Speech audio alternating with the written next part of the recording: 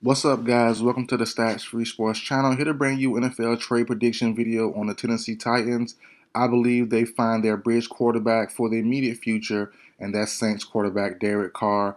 Now, let's get into why, guys. So, I alluded to this video happening a couple days ago when I did my Saints rumor video, basically discussing the Kellen Moore drama. Will he take the job? Won't he take the job? And also why I believe the Saints will probably go with Spencer Rattler for the immediate future, and why Derek Carr needs to be moved on from.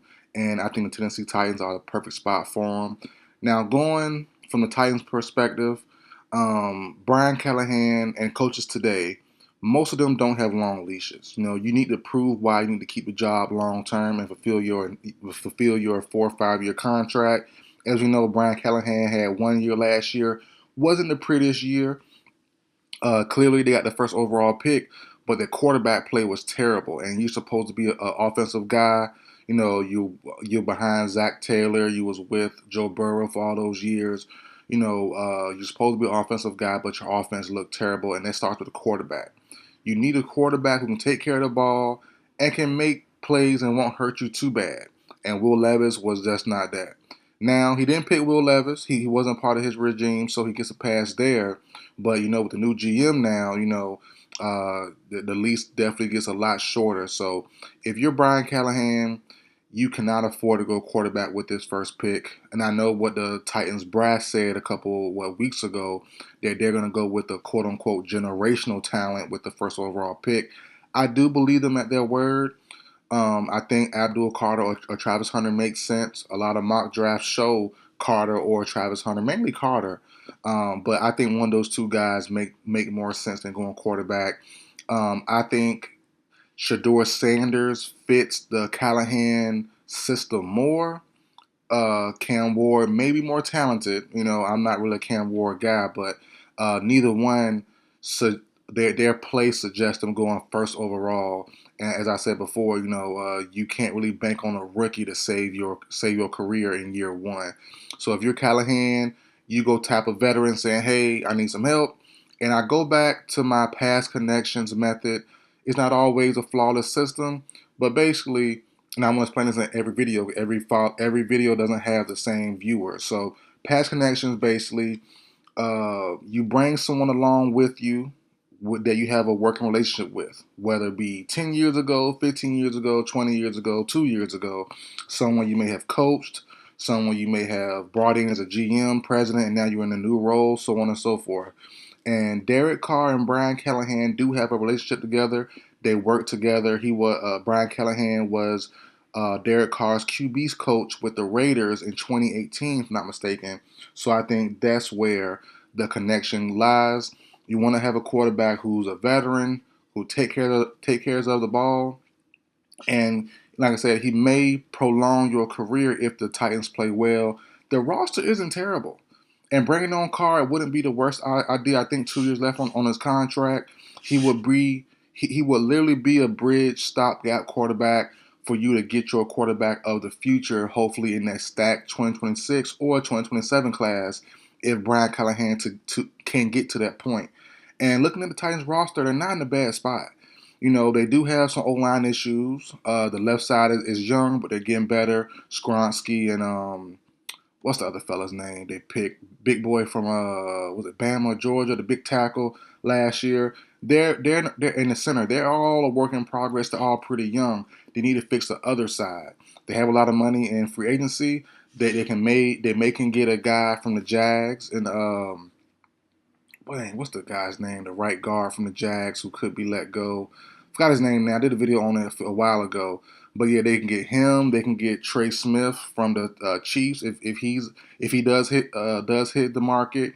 If the Chiefs cut Joe Tooney to save some money, they can bring him in. So they have some ways to get better via the draft, a mixture of the draft and free agency. So the Titans are they're not in the best spot, obviously, but they're not a worse spot either than some of the other teams, in my opinion. There are rumors about them trading Simmons to the Vrabel-led Patriots now. I don't see it happening. To me, it doesn't really make sense. You know, at least not right now. You would trade Simmons if this year is another dud, probably around the trade deadline. But right now, I don't think so. You have some holes at wide receiver. The cornerbacks from last year, Snead and those guys need to get healthy. But overall, this team isn't in a bad spot. And you look at Derek Carr. Derek Carr came in last year. The Saints was playing well. They came in playing well, and they weren't gangbusters. They weren't headbusters. They weren't amazing, but they did start off pretty strong. 47-10 to the Panthers. I know it's the Panthers. Then 44-19 to a fully healthy Cowboys team. Played a tough Eagles team 15-12. Beat my Falcons in a close game 26-24. And then, Derek Carr got hurt soon after that. Olave started getting head injuries. Rashid Shaheed went down with the season-ending knee injury, and so on and so forth. So the Saints should be, and we've been saying this as a community, a football community, for a while now. The Saints should be in retool/rebuild mode. That's why I believe in the Spencer Rattler rumors, and I mentioned earlier in that video, which was a couple days ago, but they should be willing to move off of Carr, cut or trade, probably release all these guys. Cam Jordan, the legendary Saints pass rusher, Tyrann Mathieu, and it's a couple more guys on the list as well. So I don't think they'll hold on to a lot of these guys. I know Kamara signed an extension, maybe trade him during the season or trade him sometime in the offseason as well. They need to get off all these guys. Taysom Hill, cut. Get rid of the old regime. And my take on Kellen Moore is, you're kind of defined by your first head coaching job, kind of, sort of. So it's tough to say, hey, I'm Kellen Moore. I'm a willingly take this rebuild, retooling job, and if it doesn't pan out, then I'm in trouble. Then I'm looked at as a failure. I'm no longer in good standing, and that's the fear Kellen Moore has. I'm pretty sure, and rightfully so. That's why Ben Johnson felt how he felt, and he wanted the perfect situation. And he felt like the Bears and the Chicago Bears were, and it makes sense. You have a nice spot and a nice quarterback in Caleb Williams that you can help mold and build around. You have DJ Moore, you have Rome Odunze. O-line's work in progress, but it's something there. The defense is something there. Jalen Johnson, Montez Sweat, and those guys, the linebacking core, you have something there. And you just bring in hopefully your coaching touch, and you can make things better. And I think, that's the hiccup for Kellen Moore. Like, man, I'm going to be judged by my first job. And these jobs don't always come to you. We've seen guys who have good names for the coaching cycle never get it. They turn down jobs. And then by the time they are ready, they have a bad year or the timing's off, and then they're not in consideration anymore. So I'm on board with Kellen Moore taking the job, but he's going to have a work in progress, and hopefully he can get his 3-4 years to really change the team around. But going back to Brian Callahan, I don't think he has that. With new GM, especially a GM that you didn't come in with or that didn't pick you, you want to show and prove right away.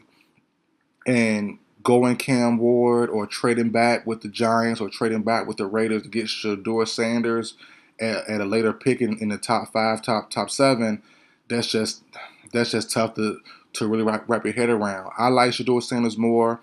I think he's ready to win right now in a good system. I think he fits Callahan's system too, but it's not a perfect situation.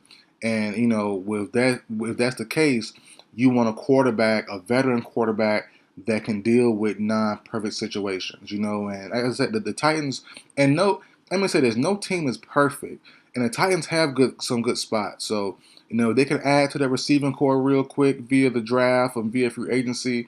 Carr or anybody that comes in as quarterback has something good to work with. Like I said, the O-line, half the O-line is good, half isn't. You go with free agency and you go and draft, get some guys. You bring some more weapons on. You land T. Higgins in free agency, pair him with Calvin Ridley.